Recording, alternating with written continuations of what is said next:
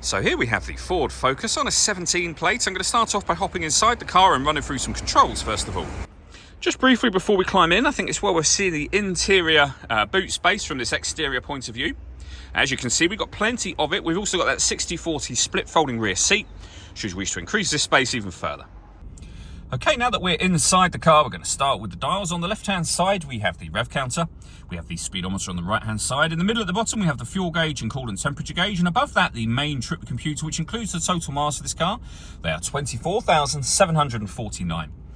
We then have various bits of trip computer and fuel economy information displayed there.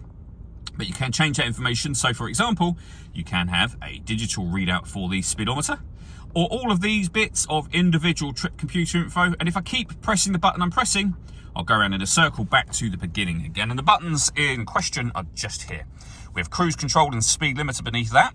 On the right hand side, stereo and phone controls. And over in the center is the main touchscreen itself. This is where you pair your phone. Search for your vehicle on your device and select it once it is found. And follow the instructions on screen from there.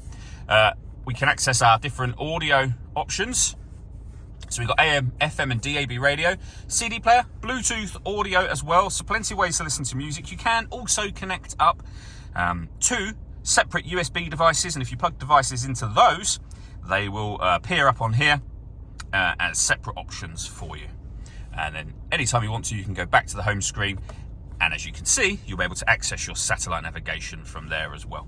Working our way down, we have the CD player, main volume for the stereo, and then dual zone climate control. So you can adjust the passenger temperature, the driver temperature. You can determine the direction the air is being distributed once it enters the car.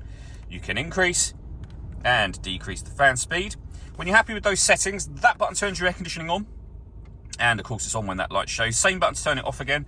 Or hit auto. The car will now maintain the temperatures you've asked for by taking control of the direction of the air and the fan speed. If you make any manual adjustment, you'll see the auto has now gone off. One of the two USB inputs I mentioned is just there. We have a 12-volt charging socket. This button turns off the stop and start. This car is designed to cut out when it's stationary in traffic to save you fuel. That system is off when that light shows. And we have a 6-speed manual gearbox. The last thing I wanted to mention is the sunroof. So we have a manual sunblind that you can open up, and then a button up here that will open that front section as a sliding sunroof.